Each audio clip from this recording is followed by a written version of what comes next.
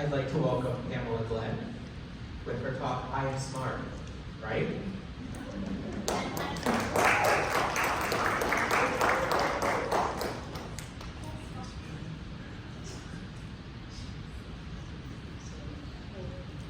going to figure this out. Okay, good evening, everyone. So glad to be here. So, I come from a large history of Caribbean people that are in style of storytelling, and I hold them close to me because they are at my core. I grew up with a question. I'm smart, right? Yeah. I like that.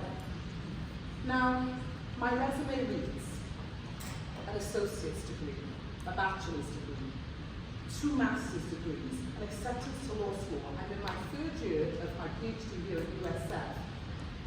And yet, 18 months into my PhD, I suddenly realized what everybody else around me already knew. I am smart. Now, don't get me wrong. It's not that I thought that I was slow. It's not that I thought that I was less than and I couldn't. I just didn't think that I was smart. I mean, like book smart. Like smart, like professor smart. My perception of smart, the way it was delivered to me, told me that I wasn't, so I believed that.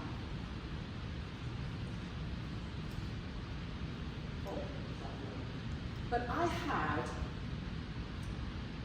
a group of, these are my storytellers.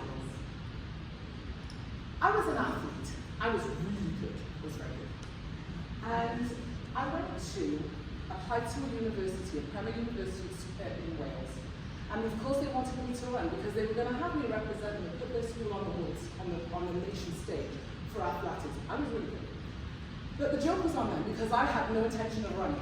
And in fact, the only time that I remember running, it was last call at the bar on campus, but that's a whole story for another time. But I remember standing at the orientation with the head of the school and I asked him, well, how do I get a 1st class honours degree? And that's the highest level. And he looked at me and he said, well, you won't get that. And I asked, well, why not? And he said, well, you're a girl, and you're a black girl. So I thanked him, and I walked away, and I read every book in that library that they told me that I had to read. Because they tell me that America runs on donuts, well, I run on spite. So 3 years later, I graduated as the first black female in the school with that 1st class honours degree. But that wasn't smart. That was spite, right? There are gatekeepers. These gatekeepers are those heads of schools, those teachers, those professors, that they have a notion of what it is to be smart, and they allow people in, and they tell those people what it is that they need and whether they're entitled to be there. But I think that you need some disruptors. You need some hype crew. You need those people that will tell you what you need to know, that will counteract what you've heard. So let me tell you about mine. That was a sermon. I have the Holy Trinity. But I also have my Trinity. There's Lee Stewart, there's Estelle Stewart, and there's Norma Stewart. May they rest in paradise. Because these 3 formidable women told me that I could be anything that I wanted to be, and I could go anywhere that I wanted to go. These 3 forces of nature had no high school diploma between them, but I saw them navigate hospital wards. I saw them discuss and negotiate government contracts, and I saw them operate 2 families across 2 continents before there was a thing as the internet, and long before airplanes flew for the likes of lowly people like my people.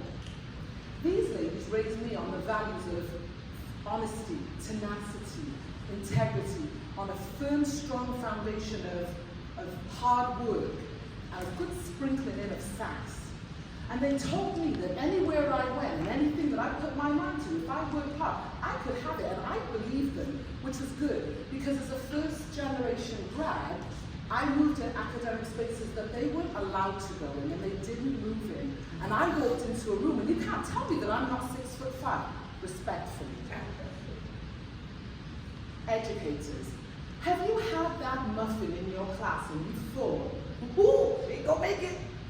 Or you've looked and thought, God bless him, Have you decided where they're going to go, or did you let them show you? Did you work with them and did you speak that life into them? Okay, so maybe they're not going to push back the frontiers of knots. And maybe they're not going to go to a fine establishment like a USF, but they can make a year's worth of growth. They can complete that task that you've given them if you tell them that they can. And you're their hype crew, and you dispel those myths. So, story time. We're back in college, it's 1995, and I'm standing on the pool deck, it's aquatics, it's 8 o'clock in the morning. At 8:50, I have to be at the end of the class. At 9 o'clock, I have to be at my next class. And if you've ever known anything about black female hair, it's essential healing. How am I going to get this under control in 10 minutes? It's not nearly enough time. So I'm thinking, what am I going to do? What am I going to do? And I come out, and the professor comes on the pool deck, and she says, blah, blah, blah, you don't have to swim Olympic swimming. You just have to take the first assessment, you have to be better at the end. And then she said, black people can't swim because they have bone density and something about slow, fast twitch muscle fiber. And then she looked at me, she said, isn't that right, Pam? So I said, okay. And I took my happy self right down to the shallow end of the pool, and I stayed from here at bone dry. And I helped a friend of mine learn to swim and overcome her fear of near drowning when she was a child. Because black people can't swim, and I'm trying to keep my hair dry. At the end of the year, my parents said to me, okay, you're going to keep that nonsense going, or you're going to do something about that. So, at the last assessment, I dove in and I gave her 4 of the best strokes you've ever seen. Got out of the pool, looked her in her face, and then I washed my hair. But that wasn't smart. That was fine, right? More story time. So last summer, I was visiting my dad in Barbados, and that's an island, small island in the Caribbean, and they work under the colonial system. And I was talking to a professor, and he was telling me that he was very frustrated about the system and how they have the tracking for students. So the students that are projected to do well, they go through and they go on to higher colleges and around representing the Caribbean and out overseas. And then the students that are not able, they actually then finish school and then they go off and they do whatever they've got to do. And he said to me, when he was talking about the students that don't make it, he referred to them as, and they also ran. And it made me laugh because it made me think about horse racing that I used to watch with my dad on a Saturday. And there was always 1 or 2 horses that we knew were going to win. And then there was some students, there were some horses that we knew that also ran, and they weren't going to make it. And I thought to myself, wait, I wasn't also ran back in high school. I was in the low performing classes. I don't remember ever testing me. I don't remember anybody asking me, but I do remember them telling me, oh, Pam, you can run really well, and you're going to be an athlete, and you're going to make a lot of money. But nobody ever asked me about how smart I was, and my friends, meanwhile, they were in the smart classes. But my Trinity told me that I could do everything that they could do, so I didn't understand why I couldn't be over there, and I could do this work that they were giving me. The professor said to me, but you don't have that system in the US. And it made me wonder, but we do. What do we call the bottom 25th percentile? What do we call the bubble kids? Who's there for those children? Who refers them to gifted? Who asks them if they're smart? In the first year of my doctoral studies, we read a book, The Disability Studies, that says, Who Decides? And it was talking about the norm and normal. And I reject that notion because how can I connect myself to a framework that doesn't include me? How can I connect myself to a framework that didn't ever accept me or I didn't relate to? I grew up with a post-positivist ontology that says there's one truth about smart, and that's what I took, and that's what I ran with. But I've come to understand, having given USF a whole lot of my money and read many of the words in the library, that there's a constructivist ontology that says that smartness is how you perceive it and whose lens you're looking at it through. So me standing here as a black female immigrant, daughter of uneducated immigrants, I shouldn't be here, according to, I shouldn't have the resume that I have, and yet I do. Oh, almost. So I'm going to invite you I'm going to invite you to support me as I go through this critical theory framework of disrupting this idea of smartness and how it's perceived.